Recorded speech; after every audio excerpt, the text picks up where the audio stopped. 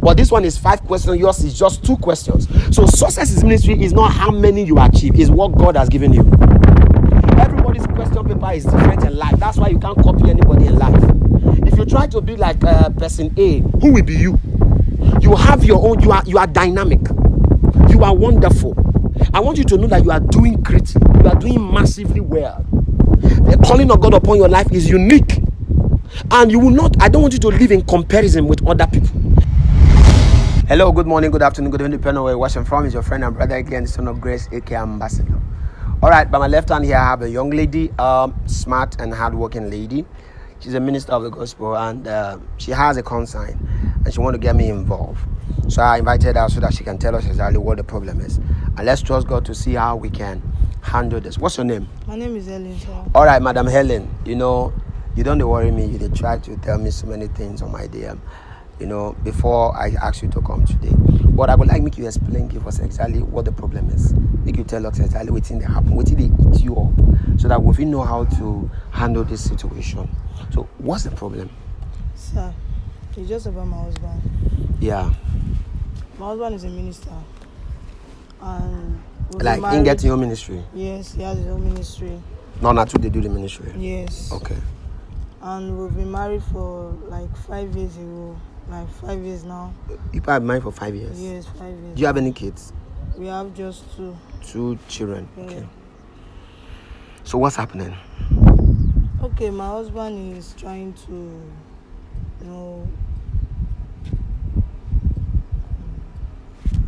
How is the ministry? Like, what's happening with the ministry?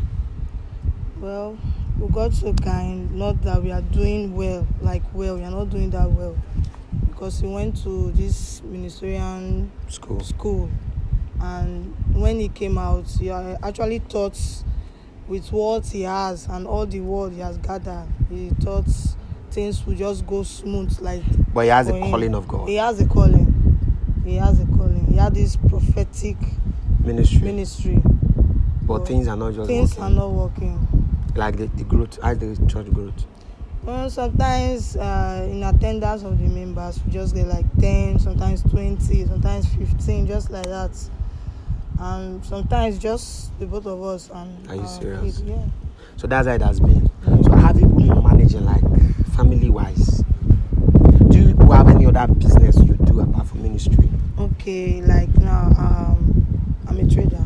Okay, you have business? Yes, I sell provisions. Well, how is the business going? Well, I'm doing well by the grace of God. You're managing? Yeah, I'm managing. But your gap for now is just the ministry? Yeah, it's just the ministry. So, what's actually the main problem now? I think, let me just say money. Yeah, money.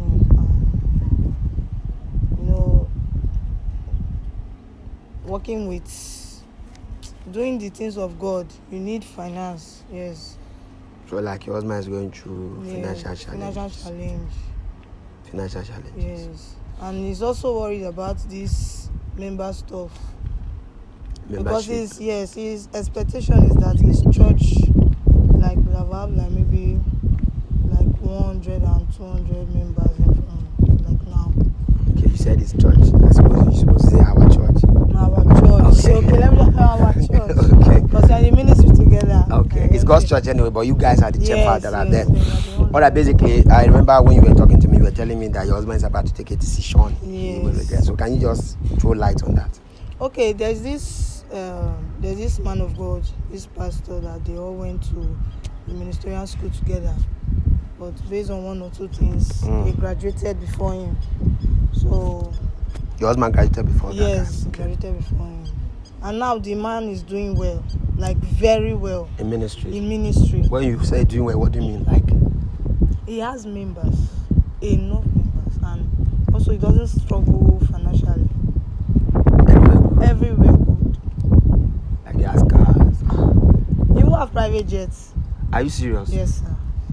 So this is the thing that is eating up my husband, because he thinks ministry is something that when you get into, you just You know, the thing with Yes. especially seeing this his friend now that he's even maybe higher down, Yes. doing so well. The thing is eating him up. And you also told me that now he's planning to go and visit. That the friend asked him to come, Yes, he asked him to come. and you've been trying to talk to him not to go. But what's his response as you are telling him not to go? He said he wants to go and inquire more from you. But let me ask you, what are you saying that is making you discourage your husband not to go and see that his friend? Why? Why don't you want him to go and see that his friend?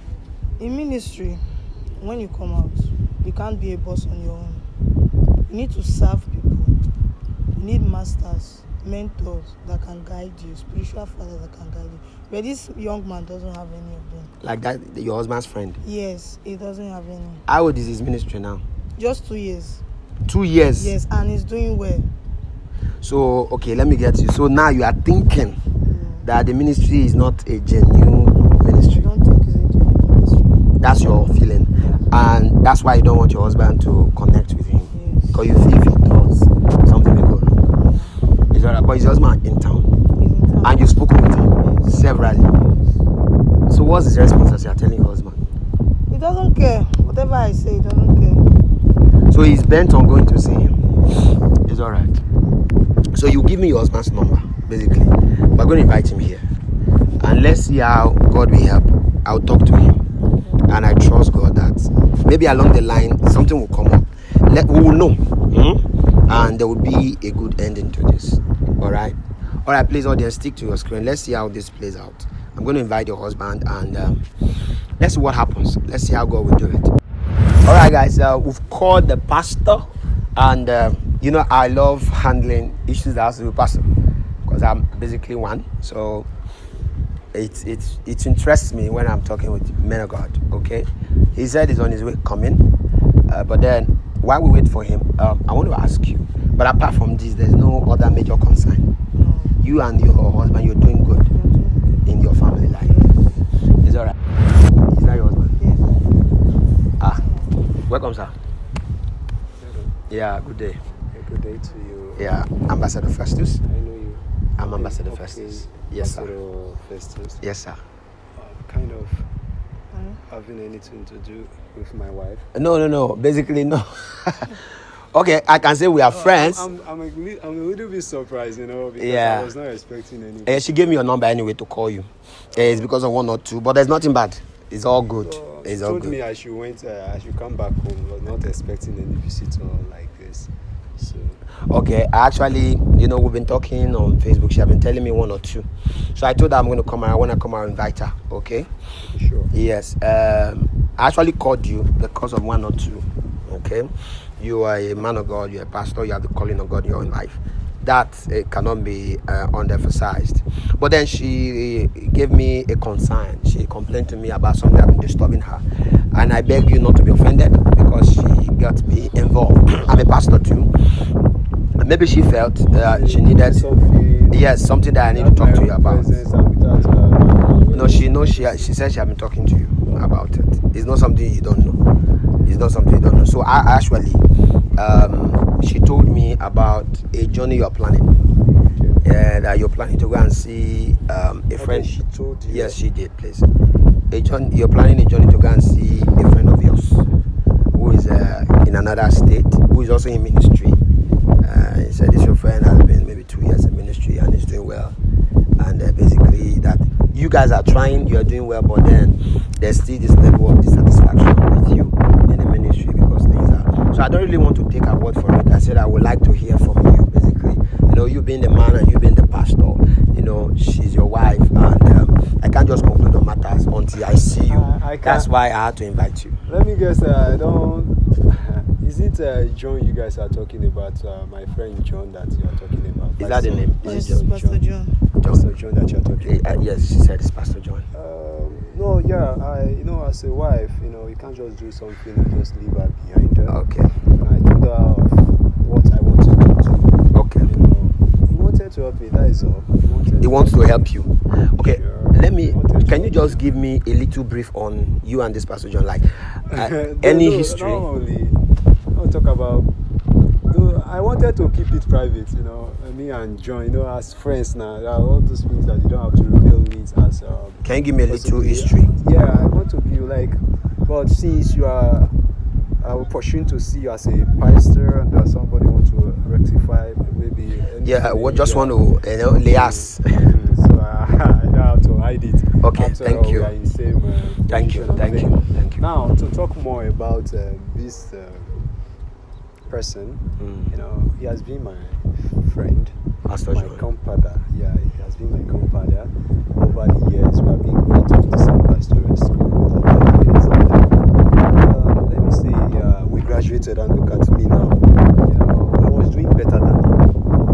What do you mean by you were doing better? As in Like, how? we were doing, attending the same pastoral school at that time. You know, some point, you know, he became a school dropout, like him. Okay. Yeah, with some acts, but that is that. But after everything, he came back to the faith and to be sincere, and yes, he made it. So at a point, you know, since I've started this ministry, you know, nothing is showing up. So it has been a bother. You know, it has been my wife and everything. Though I strongly believe that maybe you have discussed that with her.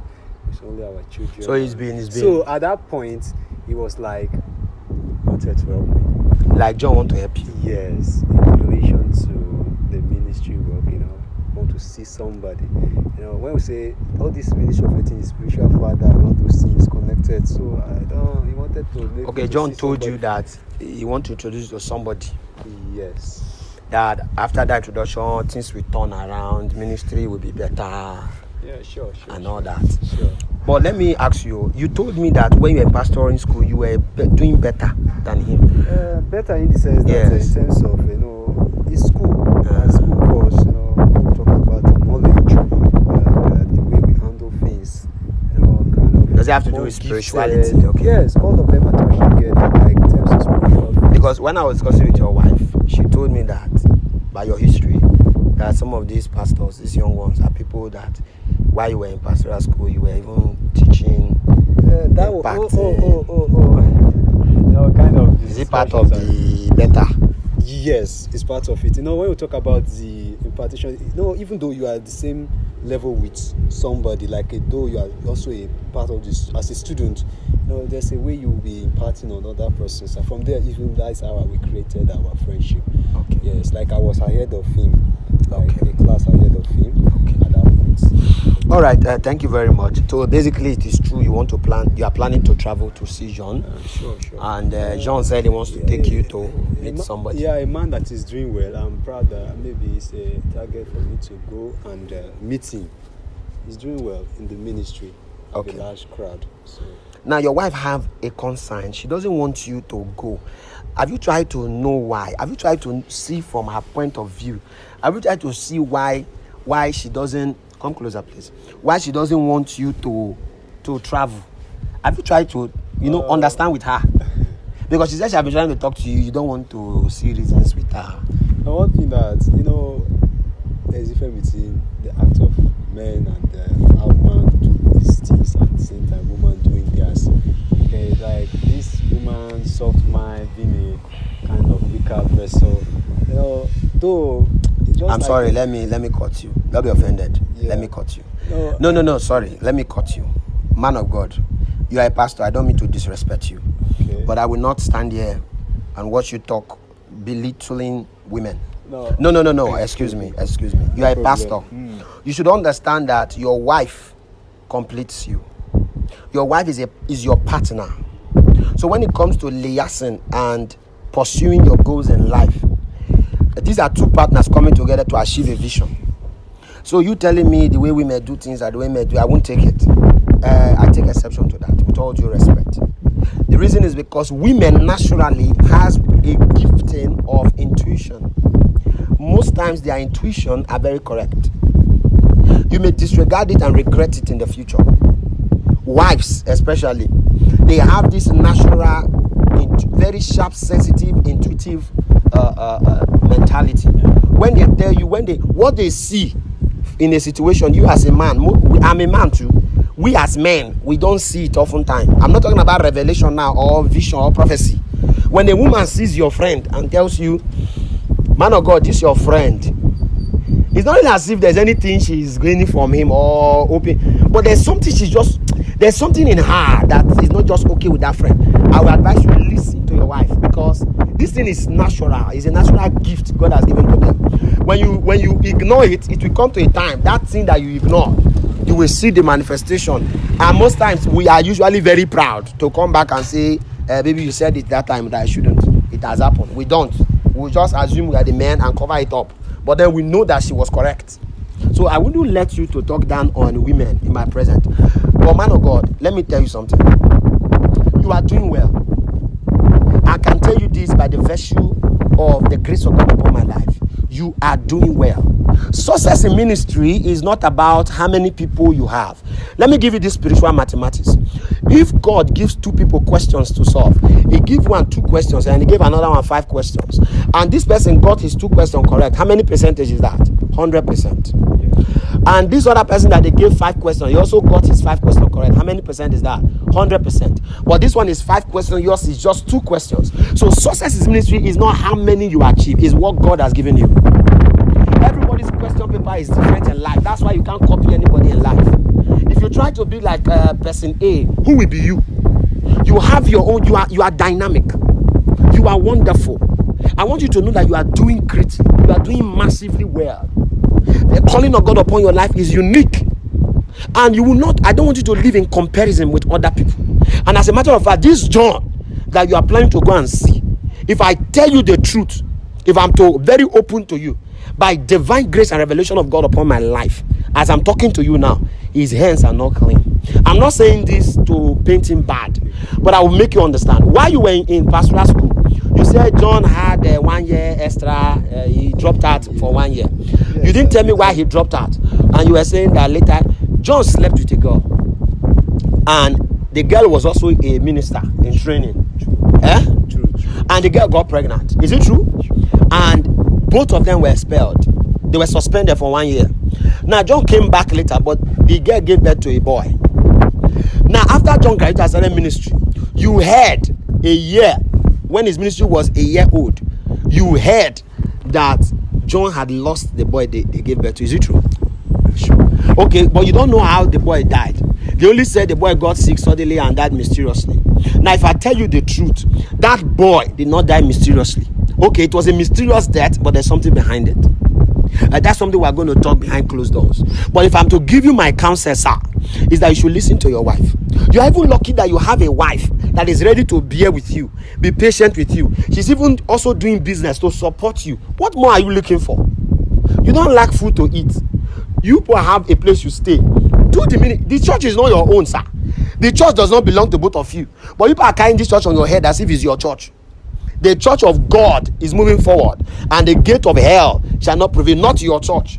So by the time you begin to put this church on your head, you'll be tired of thinking about how to grow the church. It's not you that will grow the church. The Bible said the word of God grew mightily, and it prevailed above situations. It prevailed, it grew and prevailed. So if the word of God must grow, you have to follow God. You have to calm down. That's what I want to tell you. Calm down, and you and your wife partner together and forget about this journey you want to go, because it will not end well. Him telling you want to introduce you to somebody, who can he introduce you to again now? Who is a greater? You have a spiritual father already. Who is a greater spiritual father than our Lord Jesus Christ? You already have mentors you are following, and the path you are following is the path of righteousness. Who again is John telling you want to introduce you to? And he said if you introduce you to this person, when you come back, your ministry will not remain the same again. They shouldn't introduce you to another God. God will not share his glory with any man. That means if you introduce to this man, by the time you come back and ministry start blossoming, the glory will be given to that man. That from the time you met this man, your life turned around. So where's the place of God now in your ministry? Where will not be the place of God in your ministry? God is enough. The Holy Spirit is enough. Sir, don't be desperate. I don't mean to disrespect you, but you're being desperate right now. You are being anxious. The Bible says don't be anxious for anything. In all things, by prayer and supplication, make your request known to God. You may not be there now where you want to be, but you are not where you used to be.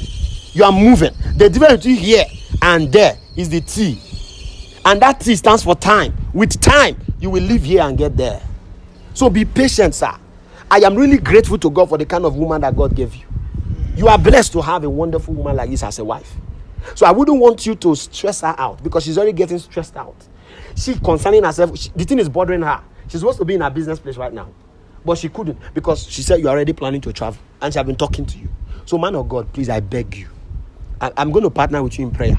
We'll be praying together. Church will grow. Don't be man, they grow church. Although there are some managerial skills we need to learn to grow church, but either ways, God's time is the best. I hear me, sir. God's time is the best. Helen, I want to actually appreciate you for being concerned about my colleague in this ministry. It's a good thing you've done. And I believe that beginning from now is a start point for all of us. We're going to partner in ministry and we're going to do great. Just come. Man of God, come. Let's see. Helen, come.